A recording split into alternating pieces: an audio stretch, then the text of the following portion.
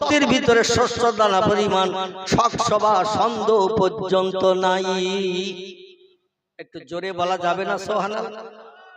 ভুল তো দূরে থাক, ভুল তো দূরে থাক, আমার লেখা কিতাবের ভিতরে কোনো সন্দেহ পর্যন্ত নাই। যা কিছু লিপিবদ্ধ করা আছে 114টি চ্যাপ্টার সূরা, 6666টি সেন্টেন্স বাক্য আয়াত, 3,44,740টি হরফ বর্ণমালা অক্ষর। কেউ বলেছেন কিছু বেশি, কেউ বলেছেন কিছু কম। অক্ষর নিয়ে একটু মতভেদ হয়েছে, তবে আয়াত নিয়ে সূরা নিয়ে কোনো মতভেদ হয়নি, রুকু নিয়ে কোনো মতভেদ হয়নি। জোরে বলুন একটু সুবহানাল্লাহ। আল্লাহ বলেন ভুল থাকা তো দূরে থাক, যা কিছু তথ্য দেয়া হয়েছে ইট ইজ ট্রু ফ্যাক্ট, সব কথাগুলো চির সত্য। অতীতে ছিল সত্য, বর্তমানেও আছে সত্য, ভবিষ্যতেও থাকবে না মিথ্যা। পৃথিবীর বিজ্ঞানীরা যত উন্নত শিখরে পৌঁছাক না কেন, বিজ্ঞান, ইঞ্জিনিয়ার, ডাক্তার, মাস্টার, ভূতত্ত্ববিদ, ঐতিহাসিক, ভৌগোলিক, যত ধরনের মানুষ পৃথিবীতে আবিষ্কার হোক না কেন, আবির্ভাব হোক না কেন, আমার কোন একটা ভুল কিয়ামত অবধি কেউ বার করতে পারবে না। আল্লাহ বলেন তবে কোরআন আমি বাংলা ভাষায় নাজিল করি নাই, ইংরেজি ভাষায় নাজিল করি নাই, উর্দু ভাষায় নাজিল করি নাই, ফার্সি ভাষায় নাজিল করি নাই। কারণ যার কাছে কোরআন পাঠিয়েছি তার ভাষাটা কি ছিল একটু বলেন? তার ভাষা আলহামদুলিল্লাহ। আপনারা একটু কথা এমন বলবেন যাতে আমার অন্তর কান পর্যন্ত আসে। আমি একটু কালা মতন আছি, বুঝতে পেরেছেন তো? এই জন্য আপনাদের কথাটা যাতে আমার কান পর্যন্ত আসে, তাহলে আমার তথ্য দিতে সুবিধা হবে। কি রাজি আছেন তো নাকি? কারণ রাত যত বাড়বে ঘুম ঢুল ভাব তত লাগবে। এই জন্য কণ্ঠের আওয়াজ যখন কানে ঢুকবে তখন যেন নেতাজি পিয়াজি না হয়, জ্যোতি বোস তক্ত বোস না হয়। ঘুম ঢুলু ঢুলু ভাব লাগলে বক্তা বলবে নেতাজি, শ্রোতা শুনবে পিয়াজি। বক্তা বলবে জ্যোতি বোস, শ্রোতা শুনবে তক্ত বোস। বাড়ি দিয়ে আবার দুশ্চিন্তায় পড়বে। ঠিক বললাম না ভুল বললাম? আর মগজ যদি ঠিক থাকে, ঘুম ঢুলু ভাব না লাগে, তাহলে নেতাজি নেতাজি শুনবে, জ্যোতি বোস জ্যোতি বোসই শুনবে, তক্ত বোসরা শুনবে শুনবে না। এই জন্য একটু কথার আওয়াজ দেবে। আমার ভাইরা, আমাদের পয়গম্বরের মাতৃভাষা কি ছিল? আলহামদুলিল্লাহ, পয়গম্বরের মাতৃভাষা ছিল আরবি। বর্তমান পৃথিবীতে আরবি ভাষাটা ইন্টারন্যাশনাল ভাষা হিসাবে বিবেচিত হয়েছে। চিল্লায়ে বলুন একটু সুবহানাল্লাহ। আল্লাহ বলেন আমার পয়গম্বরের মাতৃভাষা ছিল আরবি, এই জন্য কোরআন আমি উর্দুতে নাজিল করি নাই, ফার্সিতে নাজিল করি নাই, হিন্দিতে নাজিল করি নাই, বাংলায় নাজিল করি নাই। অন্য কোন ভাষায় আমি কোরআন পলি, গুজরাটি, মারাঠি, কোল, ভিল, নাগা, খাসা, মুন্ডা, প্রত্যেকটি জাতির ভাষা আলাদা না আলাদা? সব জাতির ভাষা আলাদা। ওরা যখন কোন ভাষায় কথাবার্তা বলে একে অপরে, আমরা শুনলে মনে করব 31 বছরের পাগল হয়ে গেছে। ঠিক কি না? কিচ্ছু তো আমরা বুঝতে পারবো না। আল্লাহ বলেন বিশ্ববাসী, আমার পয়গম্বর মুহাম্মদ রাসূলুল্লাহর ভাষা, মাতৃভাষা ছিল আরবি। এইজন্য ইন্না আনজালনাহু কুরআনান আরাবিয়ান। জোরে বলুন একটু আল্লাহু আকবার। আমার পবিত্র লৌহে মাহফুজের সংরক্ষিত মিষ্টি মধুর ভাষা আল্লাহ পৃথিবীতে পয়গম্বরদের মাধ্যম দিয়ে পৃথিবীর মানুষকে মানুষ বানানোর জন্য, সুপথ দেখানোর জন্য, অন্যায়কে পরিত্যাগ করে ন্যায় পথে চলার জন্য, কোনটা হক কোনটা না হক, কোনটা সত্য কোনটা মিথ্যা, কোনটা হালাল কোনটা হারাম, এটা জানানোর জন্য আল্লাহ আসমানি কিতাব পাঠিয়েছেন মোট 104টি। 104টি কিতাব আল্লাহ পৃথিবীতে পাঠিয়েছেন। এই 104টির ভিতরে 100টা হলো সহিফা, চটি কিতাব, অল্প পৃষ্ঠার কিতাব পয়গম্বরদের কাছে পাঠানো হয়েছে। আর 4টি কিতাব হলো বড় বড়। কটা? 4টি কিতাব হলো বড়। একটির নাম তৌরাত, একটির নাম জবুর, একটির নাম ইনজিল, আর একটির নাম আল কোরআন, যেটা আমাদের জন্য আল্লাহ পাক পৃথিবীতে নাজিল করেছেন। এজন্য আমরা সৌভাগ্যবান না দুর্ভাগ্যবান? আমরা হলাম সৌভাগ্যবান। আহারে, কোরআনের একটা অক্ষর যদি কেউ পড়ে কটা নেকি হবে? 10টা। কোরআনের একটা অক্ষর যদি কেউ পড়তে না জানে, ও যদি বসে শোনে, ওর নেকি হবে কটা? ও তো হাফ হওয়ার দরকার, কারণ তো পড়তেছে না, আজ বসে শুনতেছে, ও তো হাফ হওয়ার দরকার। কিন্তু আল্লাহ বলছেন না, আমার কোরআনের এমন মর্যাদা আমি পৃথিবীতে দান করেছি, যে লোকটি পড়বে যতটা সওয়াবের অধিকারী হবে, যে লোকটি কানে শুনবে সে লোকটাও ততটা সওয়াবের অধিকারী হবে। এই জন্য আরবি ভাষার মর্যাদা, হিব্রু ভাষায়, অন্য ভাষায় আল্লাহ পাক অন্য কিতাবগুলো পৃথিবীতে নাযিল করেছিলেন। ইনজিল হিব্রু ভাষায় বর্ণনা করা হয়েছে, অন্যান্য কিতাবগুলো সেই নবীদের আমলে সেই দেশের ভাষায় আল্লাহ পাক পাঠিয়ে দিয়েছেন।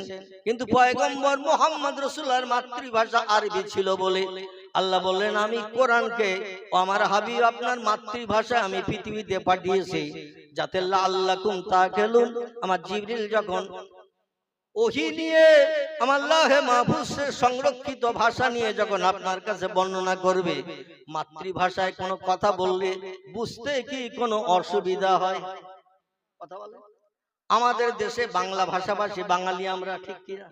আচ্ছা, কোন ছেলে জীবন স্কুলে যায়নি? খুব ভালো করে বোঝেন। আমি কিন্তু ওয়াজ এখনো শুরু করতে পারিনি, একটু ট্রাক্টর দিচ্ছি। কি দিচ্ছি? ট্রাক্টর বোঝেন তো নাকি? যদি ঘাস বাগানে দানা ছড়ানো হয়, সারা হবে দানায়? হবে? দানা হবে না। আচ্ছা, ট্রাক্টর দিয়ে যদি জমি চষে নিয়ে ঘাসগুলো সব মেরে নিয়ে ভালো মাটি বার করে নিয়ে এবার দানা ছড়ানো হয়, কোনো দানা মিট যাবে?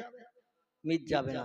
এই জন্য একটু ট্রাক্টর দিচ্ছি প্রথমে, তারপরে ইনশাল্লাহ 2-4 কথা রেখে আমার পরবর্তী বক্তা হুজুর অপেক্ষা করছেন, ওনার হাতে তুলে দেবো স্টেজ। উনি ওনার সুললিত কণ্ঠে আলোচনা রেখে শেষ দোয়া করবেন। সকলে শেষ পর্যন্ত থাকবেন তো নাকি? আচ্ছা, কে কে থাকবেন না একটু হাত তোলেন তো দেখি। শেষ দোয়া পর্যন্ত কে কে থাকবেন না? আলহামদুলিল্লাহ, তাহলে ঘুমাননি কেউ। যদি ঘুম ঢুল ভাব থাকতো 2-4 জনের হাত উঠে যেত। ঠিক বললাম না ভুল বললাম? বক্তা হাত তুলতে বললেই কিন্তু 2-4 জন তোলে। তবে হিজলের মানুষ আমি দেখছি আল্লাহর অফুরন্ত রহমত, খুব চালাক, মানে কথা শুনে তারপরে অনেকে হাত তোলে, অনেকে কথা বলার আগে হাত তুলে ফেলে, ঠিক কি না? তবে আজকের কেউ হাত তোলেনি, এজন্য আমি খুব খুশি হলাম। আমার ভাইরা, পয়গম্বর মুহাম্মদ রাসূলুল্লাহ সাল্লাল্লাহু আলাইহি ওয়াসাল্লামের মাতৃভাষা আল্লাহ কোরআন এই জন্য পাঠালেন। আমাদের দেশের কোন একটা ছেলে মনে করেন স্কুলে যায়নি, কলেজে চৌকাট পার হয়নি, বিশ্ববিদ্যালয়ের দরজা পর্যন্ত দেখেনি, এক কথায় মূর্খ, লেখাপড়া কিছুই শেখেনি, লিখতেও জানে না, পড়তেও জানে না, কিন্তু তার মাতৃভাষা হলো বাংলা। বাংলা ভাষায় যদি কোনো গল্প তার কাছে করা হয়, ও ছেলেটা গল্প শুনে বুঝতে পারবে না? পারবে না? পারবে কি না? লেখাপড়া কিছুই জানে না, কলম ধরতে জানে না, বই আলগা করে দিলে বলে। অক্ষরগুলো আগে বড় বড় ছিল, না খেয়ে সব ছোট ছোট হয়ে গেছে। এই জন্য আমি কিছু দেখতেও পাচ্ছি না, পড়তেও পাচ্ছি না, বুঝতেও পাচ্ছি না। আমাদের দেশের বাঙালি ছেলে বা মেয়ে লেখাপড়া না শেখার কারণে কিছুই লেখাপড়া জানে না, কিন্তু বাংলা ভাষায় কোনো গল্প করলে, কোনো তথ্য দিলে তার বুঝতে যেমন অসুবিধা হবে না। আল্লাহ বলেন, হাবিব, মক্কা নগরীতে কোনো স্কুলে আপনি যাননি, কলেজ বিশ্ববিদ্যালয় চৌকাট আপনি পার হননি, তাই বলে দেশের মানুষ আপনার মূর্খ বলবে? কিন্তু না না না, ইন্নামা বুইস্তু মুআল্লিমান। ও হাবিব, শুধু মক্কার মানুষ নয়, বরং পৃথিবীতে 228টির মতো দেশ বর্তমানে বিদ্যমান। কটা বললাম? পৃথিবীতে বর্তমান 228টির মতো দেশ বিদ্যমান। Japan, German, England, Holland, Poland, ইতালি, Brazil, Thailand, Singapore, Burma, Rangoon, Hindustan, Pakistan, Afghanistan, Iraq, Iran, Kuwait, Jordan, আরব পারস্য, তুরস্ক, Libya, Nigeria, Indonesia, Malaysia, Sri Lanka, Burma, Tajikistan, Kazakhstan, Balochistan, Azerbaijan, Armenia, Saudi আরব, আরব আমিরশাহী, শাম, সিরিয়া, মরক্কো, বুলগেরিয়া, আছে না নাই? এইভাবে 228টি দেশ পৃথিবীতে আমার আল্লাহ পাক এই পৃথিবীতে এই 228টি দেশে মনুষ্য জাতিকে বসবাস করার সুযোগ দান করে দিয়েছেন। এই 228টি দেশের মানুষ বর্তমান পৃথিবীতে বসবাস করছে। কোন দেশে এমন নাই যে ওই দেশে মুসলমান নাই। অনেক দেশে হিন্দু নাই, অনেক দেশে জৈন নাই, অনেক দেশে শিখ নাই, অনেক দেশে ইহুদি নাই, অনেক দেশে খ্রিস্টান নাই, অনেক দেশে কোল নাই, অনেক দেশে ভিল নাই, অনেক দেশে নাগা নাই, অনেক দেশে খাসা নাই, অনেক দেশে মুন্ডা নাই, অনেক দেশে আর্য নাই, অনেক দেশে আদিবাসী নাই। কিন্তু মুসলমান এমন একটি জাতি, তাম বিশ্বের 228টি দেশে, সব দেশে মুসলমান বসবাস করছে বর্তমান। একটু চিল্লায়ে বলুন সুবহানাল্লাহ, নারায়ে তাকবীর। এই মুসলমানদের নেতা করে যারা পৃথিবীতে পাঠালেন, আল্লাহ বললেন দুনিয়ার কোন স্কুল কলেজে পড়ার দরকার আপনার হবে না। তাই বলে পৃথিবীর মানুষ যেন আপনার মূর্খ ধারণা না করে। ইন্নামা বুইস্তু মুআল্লিমান, আমার আসমানি জ্ঞান দিয়ে আপনারা জ্ঞানান্বিত করে তাম পৃথিবীর সব দেশের মানুষের শিক্ষক করে আমি আল্লাহ পাক আপনাকে পৃথিবীতে প্রেরণ করেছি। জোরে বলুন একটু সুবহানাল্লাহ। আল্লাহ বলছেন, হাবিব আপনি বলে দিন, ইন্নামা বুইস্তু মুআল্লিমান, তাম বিশ্ববাসীর শিক্ষক হয়ে, টিচার হয়ে, প্রফেসর হয়ে, অধ্যাপক, অধ্যাপক হয়ে আমি মুহাম্মদ পৃথিবীতে এসেছি। আমার মতো জ্ঞান অতীতে কারো ছিল না, বর্তমানে নাই, ভবিষ্যতে কোনো নাতি নাতকুড়ে হবে না। এখন বর্তমান যুগের কিছু বিজ্ঞানীরা, দার্শনিকেরা, ইঞ্জিনিয়াররা, ডাক্তাররা, মাস্টাররা, ভূতত্ত্ববিদেরা, ঐতিহাসিকেরা, ভৌগোলিকেরা, তারা বলছেন মুহাম্মদ লেখাপড়া কিছু জানতো না, নাউজুবিল্লাহ, এজন্য মুহাম্মদ ছিল মূর্খ। জোরে বলুন একটু নাউজুবিল্লাহ। আচ্ছা, রসুল যে বললেন আমি তামাম বিশ্ববাসীর শিক্ষক, কথাটা নবী বাস্তবে প্রমাণ না করা পর্যন্ত এই যুগের মানুষ মেনে নেবে? মেনে নেবে? বলে কথা তো কত রকম বলে, অনেকে ওয়াদা করে ভঙ্গ করে, অনেকে অনেক বড় বড় কথা বলে, কাজের সময় তারে খুঁজে পাওয়া যায় না। বিশেষ করে রাজনৈতিক নেতা যারা একটুখানি না বললে নয়, রাজনৈতিক নেতা যারা ইলেকশনের আগে এইরকম স্টেজে দাঁড়িয়ে কত আশ্বাস জনগণের দেয় না, এটা করব, ওটা করব, এটা দেব, ওটা দেব, অমুক করব, তমুক করব, তোমাদের একেবারে সোনার থালায় ভাত খাইয়ে দেব। আচ্ছা, ইলেকশন যাই হয়ে যায়, এমপি হয় যিনি, তার আর খোঁজ পাওয়া যায়? হিজলে গ্রামে আসবে আর কোনোদিন? এমপি এমএলএ হয়তো বাড়ির কাছাকাছি লোক, সেজন্য মাঝে মধ্যে হয়তো রাস্তা দিয়ে যায়, কিন্তু যে এমপি হয় 7টা থানা মিলে ভোট নিয়ে উইনার হয়ে এমপি হয়েছে, ও তো কত আশ্বাস দিল।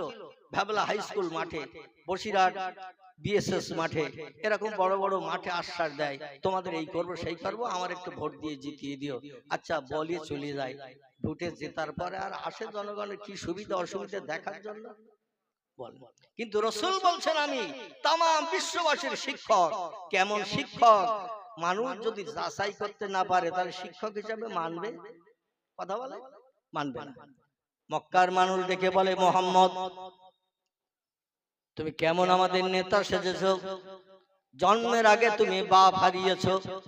খুব ভালো করে শোনো, জন্মের আগে তুমি বাপ হারিয়েছো। ও মুহাম্মদ, 4 বছর বয়সে তায়েফ থেকে মক্কা নগরীতে মায়ের কাছে ফিরে এসেছো।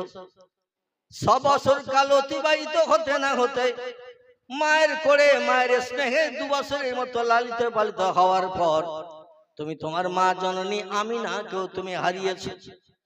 8 বছর 6 মাস 16 দিন বয়স পর্যন্ত তুমি মা হারানোর পরে দাদা আব্দুল মুত্তালিবের কাছে তুমি লালিত পালিত হয়েছে। কার কাছে? বাপ তো জন্মের আগে মারা গেল, মা 6 বছর বয়সে মারা গেল। রাসূল বাপ মা হারা এতিম যখন হলেন, দাদার কাছে লালিত পালিত হলেন। কারণ মুহাম্মদের আহা বলার কেউ নাই, দুঃখ দেখার কেউ নাই, মুহাম্মদের কোলে তুলে নেওয়ার কেউ নাই। আব্দুল মুত্তালিব 6 বছর বয়স থেকে নিয়ে 8 বছর 4 মাস 16 দিন, কত বললাম? 8 বছর 4 মাস 16 দিন আব্দুল মুত্তালিব পয়গম্বরের লালন পালনের দায়িত্ব নিল। আব্দুল মুত্তালিব বৃদ্ধ মানুষ ছিল। এই 8 বছর 4 মাস 16 দিন যখন নবীজির বয়স হলো, আব্দুল মুত্তালিব দুনিয়া থেকে বিদায় নিয়ে নিল। তাহলে নবীজির আপনজন আর কেউ আছে? আপনজন আর কেউ নাই। কিন্তু আপনজন ছিল রক্তের সঙ্গে সম্পর্কওয়ালা 9 জন চাচা। কয়জন? 9 জন চাচা, কারো নাম হারেস, কারো নাম মোকাবিম, কারো নাম হামজা, কারো নাম আব্বাস, কারো নাম আবু তলেব, কারো নাম আব্দুল্লাহ, কারো নাম আবুল আহাব। এরা ছিল বিশ্ব নবীর আপন চাচা। আচ্ছা, আবু জেহেল কে বলুন তো? আলহামদুলিল্লাহ, আমার খিদিরপুর মসজিদের মুয়াজ্জিন সাহেব তথ্যটা দিয়ে দিয়েছে। কারণ মাঝে মধ্যে আমার একটু বক্তব্য রাখতে হয়, তো এই কারণে অনেকে ব্রেন মগজে ঢুকিয়ে রেখেছে। কিন্তু অনেকে জানেন যে আবু জেহেল নবীজির আপন চাচা, অনেকে জানেন কিনা? কিন্তু আসলে আবু জেহেল নবীজির আপন চাচা নয়। কারণ নবীজির চাচা তারা আব্দুল মুত্তালিবের ছেলে যারা, ঠিক না ভুল? কারণ আব্দুল মুত্তালিব ছিল দাদা, দাদার ঔরসে যত ছেলে জন্ম নিয়েছে এরা ছিল ভাইতে 10 জন, এরা ছিল আপন চাচা। আবু জেহেলের বাবার নাম ছিল হেশাম। কি নাম বললাম? নবীজির দাদার নাম ছিল আব্দুল মুত্তালিব, তার আরো পূর্বের নাম ছিল সাইবাতুল হাম। কি নাম বললাম? সাইবাতুল হাম। এটা আব্দুল মুত্তালিবের বাল্যকালের প্রথম কুনিয়াতি নাম রাখা। পরবর্তীতে আব্দুল মুত্তালিব নাম এই জন্য হলো, মক্কা নগরীতে কোনো ফসল আদি কিছুই হতো না। মক্কা নগরী ছিল পাহাড়ি ঘেরা দেশ। পূর্বে যা ছিল এখনো তাই আছে, কোন চাষবাসের জায়গা জমি সেখানে নাই, শুধু পাহাড় আর পাহাড়। 1 রশি দূরে পাহাড়, 2 রশি দূরে পাহাড়, হাফ কিলোমিটার দূরে পাহাড়, 1 কিলোমিটার দূরে পাহাড়। পাহাড়ের পাদদেশে অল্প একটি জায়গা খালের মতো বেয়ে চলে গেছে। চাষবাস কিছু হতো না, ফসলাদি হতো না। ও দেশের মানুষেরা অধিকাংশ সব ব্যবসা করতে সিরিয়ায় যেত, ব্যবসা করতে তারা ইয়ামানে যেত। বিভিন্ন দেশে যে বাজার থেকে পাইকারি মাল কিনে, যেমন আমাদের বসিরহাট ইসামতি নদীর ধারে ভোরবেলা ওখানে পাইকারি মালের বাজার হয় না, ডকঘাট। পাইকারি বাজার থেকে মাল কিনে নিয়ে খুচরো বাজারে মাল বিক্রি করলে যে দামে কেনে তার থেকে একটু বেশি দামে বিক্রি করে না? বেশি দামে বিক্রি করলেই যা মুনাফা হয় তাতে সংসারটা নির্বাহ হয়, ভালো চলে। তাই পাইকারি বাজার থেকে মাল কিনে নিয়ে খুচরো বাজারে বিক্রি করে 1 মাস, 1.5 মাস, 2 মাস থাকতো বিদেশে থেকে, পয়সা করে উপার্জন করে নিয়ে আবার তারা বাড়ি ফিরত, বিবি বাচ্চা নিয়ে সংসার যাপন করত। আবার যারা ব্যবসা করতে জানতো না, নবীজির পিতৃ পুরুষেরা ছিল সব ব্যবসায়ী, এই জন্য আরবি ভাষা এদের বলা হয়েছে কোরাইশ। কি নাম?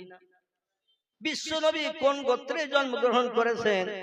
ইনি জন্মগ্রহণ করেছেন কোরাইশ গোত্রে।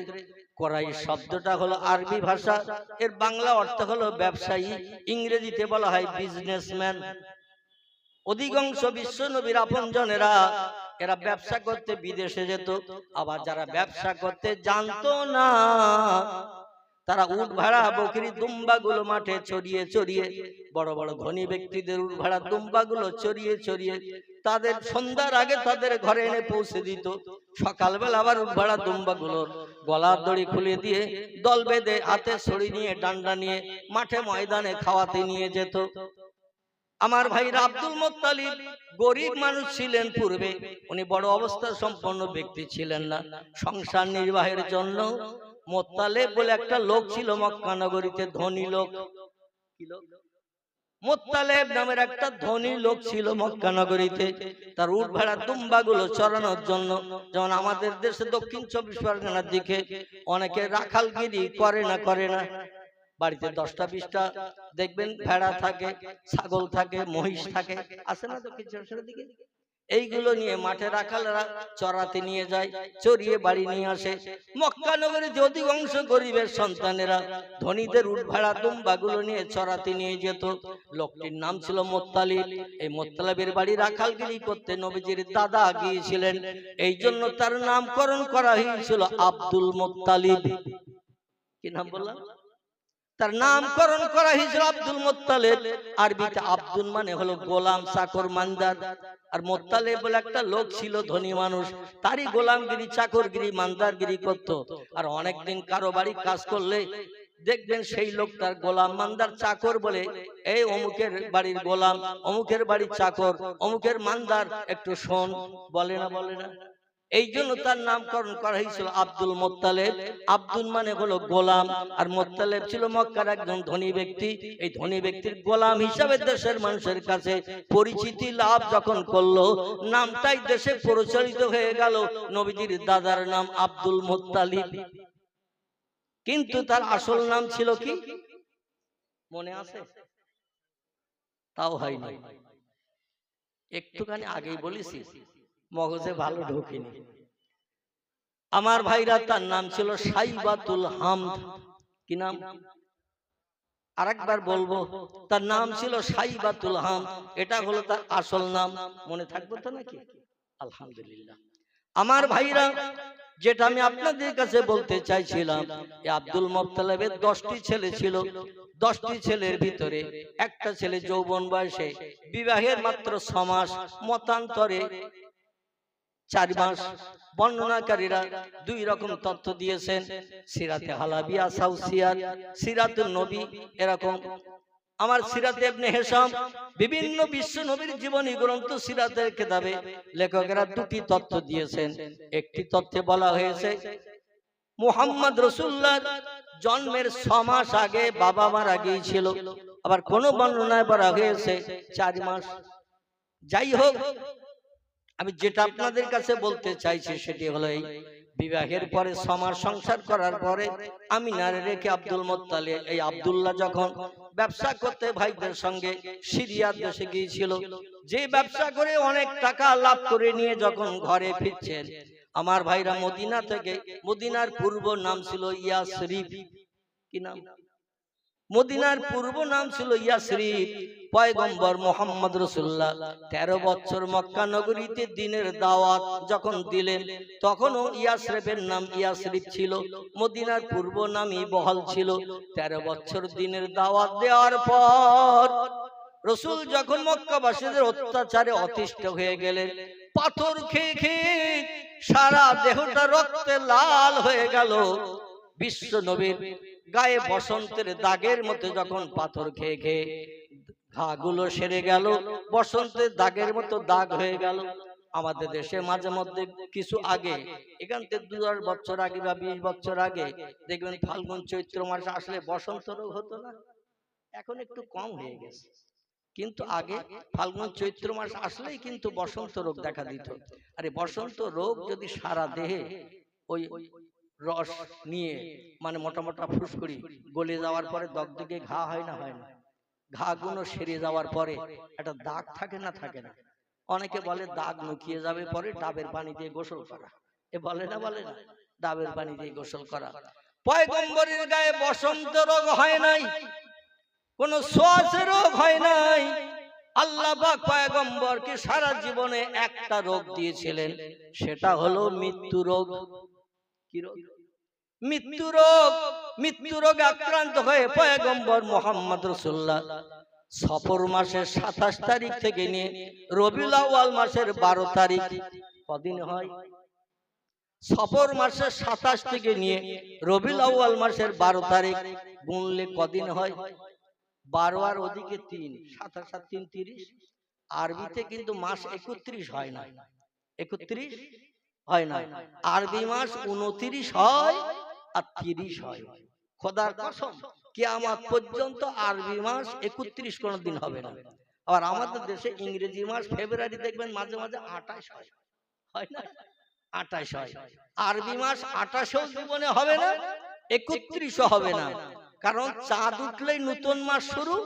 চাঁদ যতদিন আবার না উঠবে ওই মাস চলবে।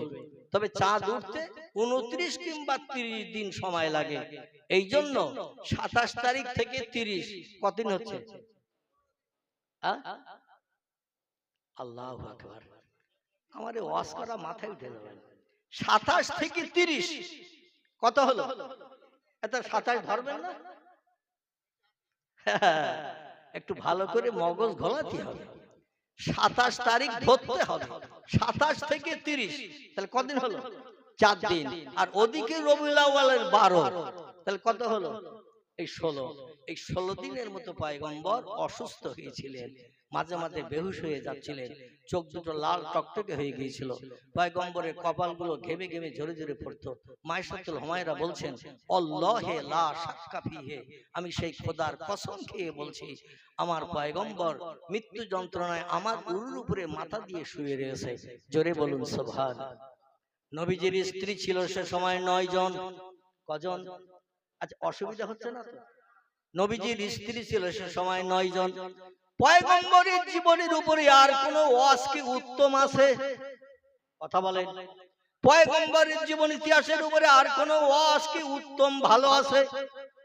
যার চরিত্র ছিল সাদা কাপড়, সারা জীবনে 63 বছরে একটাবার মিথ্যা কথা যিনি বলেননি, কারো মালে না বলে জীবনে কোনোদিন হাত দেননি, কারো অর্থ জীবনে কোনোদিন তিনি আত্মসাৎ করেননি, গরিবের হক কোনোদিন ফাঁকি দিয়ে খাননি, কারো জায়গা জমি ব্রেন মগজ ধলাই করে যুক্তি বুদ্ধি দিয়ে তিনি লিখেও নেননি, কারো সঙ্গে রাস্তাঘাটে পথে অশান্তি করেননি, জীবনে কোনোদিন কাউকে তিনি গালিও দেননি। যারা মেরেছে পয়গম্বরকে, চওড়াঘাত করেছে, চাবুক দিয়ে মেরেছে, আল্লাহর পয়গম্বর তাদের হাত ধরে বলেছে, ভাই তোমারই হাত দিয়ে আমার গালে চড় মারার কারণে তোমার হাতে যদি কোনো ব্যথা লেগে থাকে, আমি পয়গম্বর আমারে ক্ষমা করে দাও। জোরে বলুন একটু সুবহানাল্লাহ। এই জন্য আল্লাহ বলছেন, ওমা আরসালনাকা ইল্লা রাহমাতাল লিল আলামিন। চিল্লায়ে বলুন আল্লাহু আকবার। এ হাবিব, আপনাকে কি দুঃখীর দুঃখ মোচনের জন্য, অভাবীর অভাব দূর করার জন্য, ক্ষুধার্তের ক্ষুধা নিবৃত্তির জন্য, ক্রন্দনরত ব্যক্তির চোখের পানি মোচনের জন্য, আপনাকে কি শান্তির প্রতীক, দয়ার সাগর, করুণার আধার করে আমি আল্লাহ পাঠাই নাই? আল্লাহ বলছেন, নাম হা হা হা, দুঃখীর দুঃখ মোচন করবেন আপনি, অভাবীর অভাব দূর করবেন আপনি, ক্ষুধার্ত ব্যক্তিকে 7 দিন মতান্তরে 8 দিন না খেয়ে পেটে পাথর বেঁধে রেখে একদিনের ক্ষুধার্তকে ক্ষুধা নিবারণের জন্য খাবার খাওয়াবেন আপনি। এই লোকটির জীবন ইতিহাসের আলোচনা শুনলে আমাদের চরিত্র পরিবর্তন হবে না? হবে না? তাহলে এই লোকটির জীবন ইতিহাসের আলোচনা সব থেকে উত্তম না অনুত্তম? সব থেকে উত্তম। তাহলে একাগ্র চিত্রে পয়গম্বরের জীবন ইতিহাসের কিছু তথ্য এখানে না দিলে আমি বক্তৃতার মূল জায়গায় আপনাদের নিয়ে যেতে পারছি না। এজন্য একটু তথ্য দিই, একটু প্রাণ ভরে উচ্চারণে দরুদ শরীফ পড়ে নেন তো দেখি। আল্লাহুম্মা সাল্লি আলা মাওলানা ওয়া আলা আলি মাওলানা। ইউসুফকে দেখে জুলাইখা পাগল, ইউসুফকে দেখে জুলাইখা পাগল, রাসূলকে দেখে খাদিজা,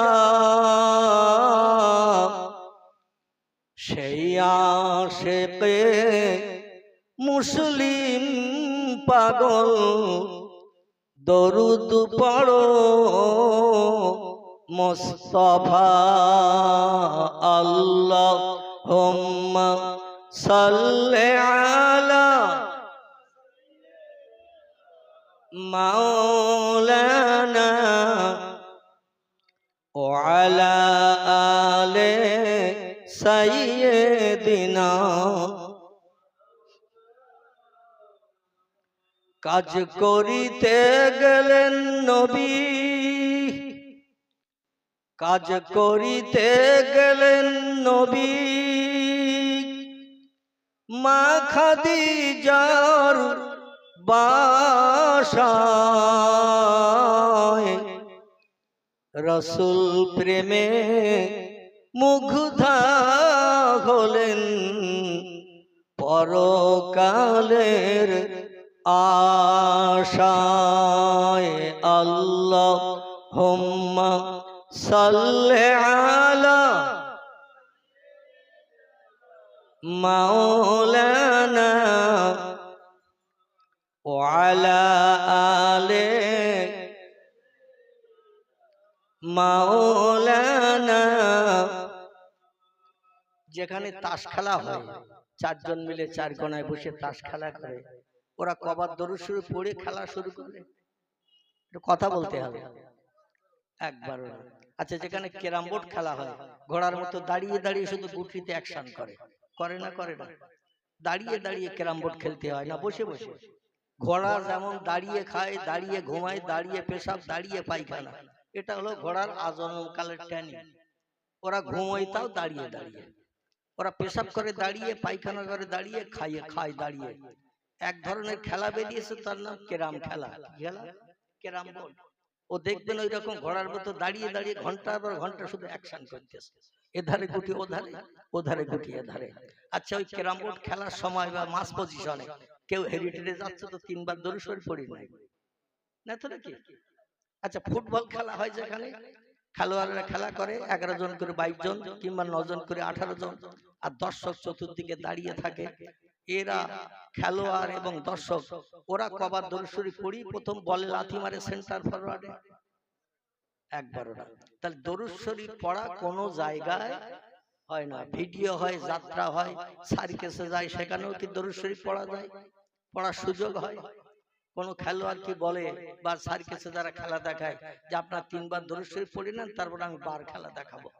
বলে? বলে না। তাহলে দরুদ শরীফ পড়ার জায়গা কোন জায়গা? আলহামদুলিল্লাহ, দরুদ শরীফ পড়ার জায়গা হলো এই বেহেশতের বাগান। এটা হলো আল্লাহর তরফ থেকে বেহেশতের বাগান বানানো হয়েছে। আর একটা জায়গায় দরুদ শরীফ পড়ার জায়গা, সেটা হলো মসজিদ। কি নাম? মসজিদ। নামাজ শুরু হতে দেরি, কিংবা নামাজ হয়ে গেছে, মুসল্লিরা চলে গেছে, অনেক আল্লাহওয়ালা মানুষ, কালকের বাঁচবো কিনা সিওরিটি নাই। এজন্য পয়গম্বর মুহাম্মদ রাসূলুল্লাহ মহব্বতে 2 বার, 10 বার, 20 বার, 50, 100 বার মসজিদে বসে বসে দরুদ শরীফ পড়ে না পড়ে না? আমাদের ভারতবর্ষের একটি অঙ্গরাজ্য, নাম হলো তার পাঞ্জাব। কি নাম বললাম? পাঞ্জাব। পাঞ্জাব এই ভারতবর্ষের উত্তর সাইডে পাঞ্জাব বলে একটি রাজ্য আছে। এই রাজ্যের জনসংখ্যায় সব থেকে বেশি বাস করে যারা, তারা হলো শিখ ধর্মাবলম্বী। কি নাম বললাম? শিখ ধর্মাবলম্বী। এই শিখ ধর্মাবলম্বীদের পাঞ্জাবি বলা হয়। কি বলা হয়? পাঞ্জাবি বলা হয়। প্রত্যেকটি ধর্মাবলম্বীদের একজন করে ধর্মীয় নেতা আছে না নাই? কথা বলেন। হিন্দু ভাইদের একজন ধর্মীয় নেতা আছে, নাম তার রামকৃষ্ণ পরমহংসদেব। বৌদ্ধদের একজন ধর্মাবলম্বী আছে, নাম তার গৌতম বুদ্ধ। ইহুদিদের একজন ধর্ম নেতা আছে, ধর্মীয় নেতা, তার নাম মোজেস। খ্রিস্টানদের একজন ধর্মীয় নেতা আছে, তার নাম যিশু বা ঈসা। আছে না নাই? আমার ভাইরা, বৌদ্ধদের একজন ধর্মীয় নেতা আছে, নাম তার গৌতম বুদ্ধ। পাঞ্জাবিদের একজন ধর্মীয় নেতা আছে, তার নাম হলো গুরু নানক। কি নাম বললাম? গুরু নানক। তিনি একটি তথ্য দিয়েছেন ইতিহাসে। আমি তথ্যটি আপনাদের কাছে একটু প্রকাশ না করলে আমার বক্তৃতা যেন কিছুটা অক্ষত রয়ে যাচ্ছে। আজকে দরুদ শরীফের মহব্বত, প্রেম, ভালোবাসা পয়গম্বরের জন্য আমরা কতটুকু করি, আর গুরু নানকের মতো বিধর্মী ধর্মীয় নেতা গুরু নানক, তিনি একটি তথ্য দিয়েছেন ইতিহাসে, কিয়ামত পর্যন্ত তার তথ্যটি মুছবে না। জোরে বলুন একটু সুবহানাল্লাহ। বইটির নাম হলো অমুসলিম মনীষীদের দৃষ্টিতে, অমুসলিম মনীষীদের চোখে হযরত মুহাম্মদ রাসূলুল্লাহ। লেখকের নাম ডক্টর আফাজউল্লাহ এবং তার কন্যার নাম হলো রোমেনা আফাজ। দুইজন মিলে এই বইটি লিখেছেন। বইটা বাজার থেকে খরিদ করবেন, তথ্যটা পেয়ে যাবেন ইনশাআল্লাহ। গুরু নানক বলছেন, সাধু সমাজকারক ব্রাহ্মণ, গাজী, পীর ও কুতুবগণ অশেষ উপকার করাইতে পারবেন যদি তারা ইসলামের নবীর প্রতি একটু ভক্তি ভরে দরুদ শরীফ পাঠান। আর একটু জোরে বলা যাবে না? নারায়ে তাকবীর। গুরু নানক বলছেন, সাধু সমাজকারক ব্রাহ্মণ, গাজী, পীর ও কুতুবগণ অশেষ উপকার করাইতে পারবেন যদি তারা ইসলামের নবীর প্রতি একটু ভক্তি ভরে দরুদ শরীফ পাঠান। গুরু নানক বলে নাই সময় সুযোগ হাতে পেলে রামকৃষ্ণ পরমহংসদেবের নামের জপ জিকির করিও, সময় সুযোগ হাতে পেলে এমন করে গৌতম বুদ্ধের নামের প্রশংসা করিও, সময় সুযোগ হাতে পেলে যীশু খ্রিস্টের নামের তসবিহ পড়িও। এ কথা গুরু নানক বলেন নাই। তিনি বলছেন সময় সুযোগ যদি একটু হাতে পাও, রাজনীতির গল্প নয়, অন্য কোন বই পুস্তকের গল্প নয়, সংসার যাপনের গল্প নয়, সময় যদি একটু হাতে পাও ইসলামের নবী মুহাম্মদ রাসূলুল্লাহর মহব্বতে একটু বেশি বেশি করে দরুদ শরীফ পড়ে নাও। আল্লাহ কোরআন পাকের 22 পারা সূরা আহজাবের ভিতরে তত্ত্ব কোট করে দিচ্ছেন, ও মানুষ তোমাদের এই জন্য গুরু নানক দরুদ শরীফ পড়ার কথা বলেছে।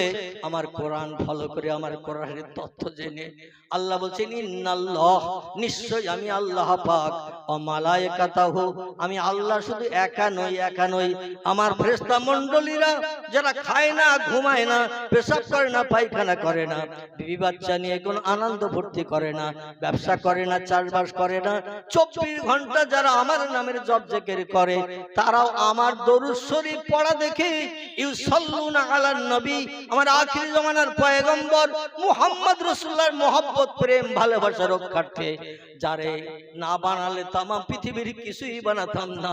লাউলামা খলাকতুল আফলাক, আমি কোনো কিছুই বানাতাম না, জান্নাত বানাতাম না, জাহান্নাম বানাতাম না, ফেরেশতা বানাতাম না, জান্নাতের হুরগেলেমান কিছুই বানাতাম না, কোন সৃষ্টি আমি বানাতাম না আমার পয়গম্বরকে যদি সৃষ্টির পূর্বে না বানাতাম।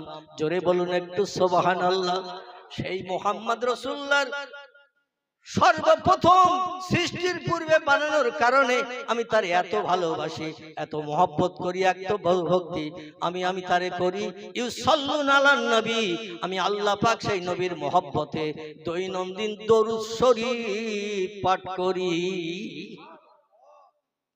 আচ্ছা, আল্লাহ কি নবীজির শাফাত নিয়ে জান্নাতে যাওয়ার দরকার আছে? আমাদের নবীজির শাফাত ছাড়া জান্নাতে যাওয়ার লাইন আছে? বিশ্ব নবী যদি আমাদের মতো গুনাহগার উম্মতের একটু চিন্তা না করে, আমরা কেউ নিজের আমলের দ্বারা জান্নাতে যেতে পারবো? একটা লোককে হাত তুলে দেখাতে পারবেন হুজুর নামাজ কালাম রোজা জিকির আজকার দান সাদকা খয়রাত এত আমি করেছি যার কারণে ইনশাআল্লাহ আমি জান্নাতে যাব? একটা লোক বলতে পারবে? যদি বলতে পারে তো আমি আমার বাকি জিন্দেগি আল্লাহ যে কদিন হায়াতে রেখেছে ওই কদিন আমি আর জলসা টলসায় না যেয়ে ওই কদিন ঘর বাড়িতে না থেকে যে লোকটা হাত তুলে দেখাবে তার পা দুটো জড়িয়ে আমার মরণের দিন পর্যন্ত আমি চুপ করে বসে থাকবো। তুমি যখন জান্নাতে যাবো ভাই হাত তুলে সার্টিফিকেট দেছো, তা আমার যেন ফেলে যেও না, আমার একটু সঙ্গে করে নিয়ে যেও, পা জড়িয়ে থাকবো। আছে কেউ হাত তুলে দেখানোর মতো যে আমার আমল কালামের দ্বারা, আমার সৎ কাজ ভালো কাজের দ্বারা ইনশাআল্লাহ আমি জান্নাতে যাব? বলতে পারবো কেউ? আল্লাহ যদি বলে বান্দা ভালো কাজ যা করেছিস, লোক দেখানো করেছিস, লোক তোরে ভালো বলবে, আল্লাহওয়ালা বলবে, লোক তোর নামে সুনাম করবে, এই জন্য তো তুই ভালো কাজ করেছিস, আসলে আমাকে খুশি করার জন্য করিস নি। এটা ঠিক না ভুল? অধিকাংশ মানুষ দেখবেন পৃথিবীতে মাথায় টুপি দেয়, মুখে দাড়ি রাখে, লম্বা জামা গায়ে দেয়, রাস্তাঘাটে চলে, মানুষ দিকে বলে লোকটা খুব আল্লাহওয়ালা, মিথ্যে কথা বলে না, চুরি করে না, কারো মালে না বলে হাত দেয় না, ফেরেবাজি করে না, গালিগালাজ করে না। ও যখন রাস্তা দিয়ে যায় আশেপাশে লোক দেখলে তার নামে সুনাম করলে ওর কলিজাটা অন্তত 33,000 ভোল্টেজের মতো গরম হয় না? হয় না? হয় না? হয়, গরম হয়। আমার ভাইরা, এই জন্য আল্লাহ পাক যদি আমাদের আমলগুলো কবুল না করেন অবশ্যই আমরা চির জাহান্নামী হয়ে যাব। এতে কোনো সন্দেহ আছে নাকি? এতে কোনো সন্দেহ নাই। আল্লাহ বলছেন ইন্নাল্লাহ, নিশ্চয় আমি আল্লাহ পাক, ও মালাইকাতাহু, এবং আমার ফেরেশতা মণ্ডলীরা, আমি শুধু একা নই, আমার সঙ্গে আমার ফেরেশতারা, ইউসাল্লুনা আলান নবী, আমার আখিরি জামানার পয়গম্বর মুহাম্মদ রাসূলুল্লাহর মহব্বত, প্রেম, ভালোবাসা রক্ষার্থে তার আচার ব্যবহার আখলাক দেখে ফেরেশতারাও পর্যন্ত মুহাম্মদ রাসূলুল্লাহর মহব্বতে দৈনন্দিন দরুদ শরীফ পড়ে থাকে। ইয়া আইয়ুহাল্লাযীনা আমানু, আল্লাহ ওই সেন্টেন্সের শেষ অংকে বলছেন, ও দুনিয়ার ইমানদার মুমিন মুমিনা নরনারী, আমারে না দেখে যারা বিশ্বাস করেছো, আমার পয়গম্বরের জীবন আদর্শ তোমরা যারা ভালোবেসে বাস্তব জীবনে রূপদান করে চলার চিন্তা ভাবনা নিয়েছো, আমি তাদের ডেকে বলছি, সাল্লু আলাইহি, আমি এবং আমার ফেরেশতারা যে নবীর মহব্বতে দৈনন্দিন দরুদ শরীফ পাঠ করি, সাল্লু আলাইহি, তোমরাও সেই নবীর মহব্বতে দৈনন্দিন দরুদ শরীফ পাঠ করো। জোরে বলুন একটু সুবহান। আচ্ছা, আল্লাহ বলছেন আমি পাঠ করি, আমার ফেরেশতারা করে। ইমানদার মুমিন তোমরা যদি জান্নাতি হতে চাও, জাহান্নাম হারাম বানাতে চাও, তাহলে সেই নবীর মহব্বতে তোমরাও দরুদ শরীফ পড়ো এবং সাল্লিমু তাসলিমা, যেমন আমি আমার ফেরেশতারা পাঠ করি। জোরে বলুন একটু সুবহান। আচ্ছা, আল্লাহ নির্দেশ দিলেন আমাদের নবীর মহব্বতে দরুদ শরীফ পড়তে। দরুদ শরীফ পড়লে লাভ না লস? সবাই একমত? দ্বিমত কেউ নেই? যে সে লোকটা মারা গেছে 1450 বছর আগে, কবরে কবরস্থ হয়েছে, মাটির সঙ্গে মিশে গেছে, পোকামাকড় খেয়ে গেছে, হাড় হাড্ডি পচে গেছে, নাউজুবিল্লাহ। জোরে বলুন নাউজুবিল্লাহ। বর্তমান যুগে কিছু দলমত পথের মানুষের আবির্ভাব হয়েছে না?